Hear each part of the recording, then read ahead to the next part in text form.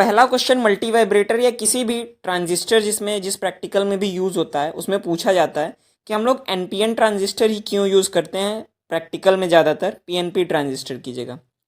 तो इसका बहुत ही सिंपल सा रीज़न होता है कि एनपीएन ट्रांजिस्टर जो होता है उसमें मेजॉरिटी चार्ज कैरियर जो होते हैं वो इलेक्ट्रॉन्स होते हैं, यानी जिसमें इसमें अधिकतम जो जिसकी वजह से चार्ज का फ्लो होता है, करंट का फ्लो होता है, वो इलेक्ट्रॉन्स की वजह से होता है। और इलेक्ट्रॉन्स की मोबिलिटी बहुत ज़्यादा होती है। मोबिलिटी क्या होती है? अब मोबिलिटी आपने पढ़ा होगा कि जो होती है drift velocity per unit electric field, यानी जो इलेक्ट्रिक फील्ड में जिस वेलोसिटी के साथ कोई चार्ज कैरियर मूव करता है उसी को मोबिलिटी कहते हैं। तो इनकी इलेक्ट्रॉन्स की मोबिलिटी बहुत ज़्यादा होती है, जिसकी वजह से ये हमारे लिए एनपीएन ट्रांजिस्टर काफ़ी यूज़फुल हो जाता है। तो इसलिए ज़्यादातर हम लोग किसी भी प्रैक्टिकल में इस ट्रांजिस्टर का यूज़ करते हैं। सेकेंड क्वेश्चन जो आपको बन सकता है मल्टी वाइब्रेटर प्रैक्टिकल में, क्योंकि आप कैपेसिटर यूज़ कर रहे हैं, तो what is charging and discharging of a capacitor. तो चार्जिंग और डिस्चार्जिंग क्या होता है? तो यहाँ जब हम लोग पावर सप्लाई प्रोवाइड करते हैं, जैसा कि आप जानते हैं कैपेसिटर के दो प्लेट्स होते हैं, एक पॉजिटिव प्लेट और निगेटिव प्लेट। तो जो करंट जब फ्लो करे पॉजिटिव प्लेट की तरफ तो चार्ज बढ़ने लगता है, तो इसी को चार्जिंग कहा जाता है। जबकि जो डिस्चार्जिंग होता है वो क्या होता है, चार्ज निगेटिव प्लेट पे बढ़ने लगता है, हमारा उल्टा हो जाता है, उसी का रिवर्स हो जाता है। तो पावर सप्लाई ये बंद करने की कंडीशन में होता है। तीसरा क्वेश्चन जो आपका बनता है मल्टी वाइब्रेटर में, मेन आपका प्रैक्टिकल ही है, तो व्हाट इज मल्टी वाइब्रेटर।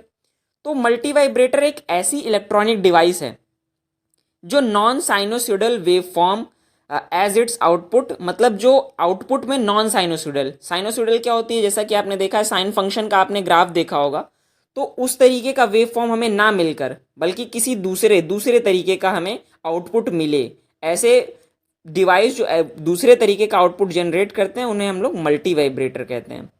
फिर आपसे क्वेश्चन पूछा जा सकता है कि कॉन्फ़िगरेशन ऑफ मल्टी वाइब्रेटर, यानी आप मल्टी वाइब्रेटर की जो सर्किट है वो आप बना के दिखाइए।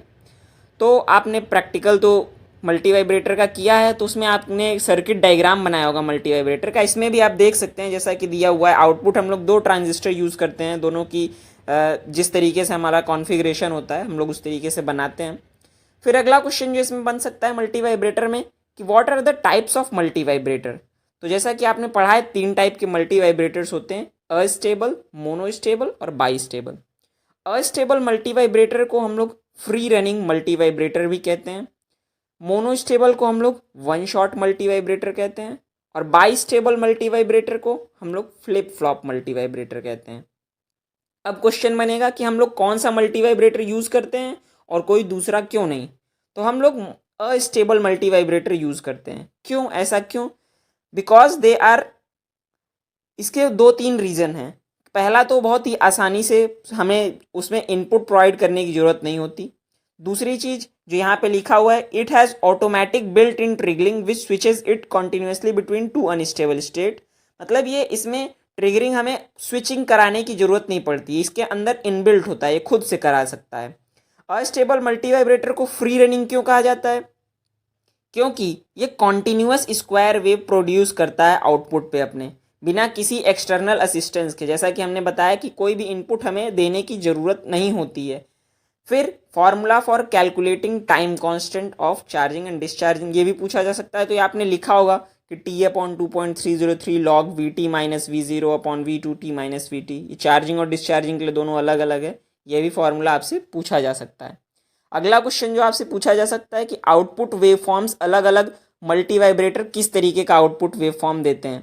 तो जैसा कि यहाँ पे आप फिगर में देख पा रहे होंगे कि ए स्टेबल में हम लोग इनपुट कुछ भी नहीं देते फिर भी हमें स्क्वायर आउटपुट मिलता है। मोनो स्टेबल में हम लोग सिंगल इनपुट प्रोवाइड करते हैं, जबकि हमें एक ही आउटपुट में भी स्क्वायर वेव फंक्शन एक ही T1 पे मिलता है, जबकि बाई स्टेबल में 2 तरीके से। तो तीनों में ट्रिगरिंग का अंतर होता है, जिसकी वजह से हम लोग ट्रिगरिंग बिना इनपुट प्रोवाइड किए भी हमें अस्टेबल में मिल जाता है आउटपुट, इसलिए हम ज़्यादातर उसी का यूज़ करते हैं। ये भी एक रीज़न आप बता सकते हैं।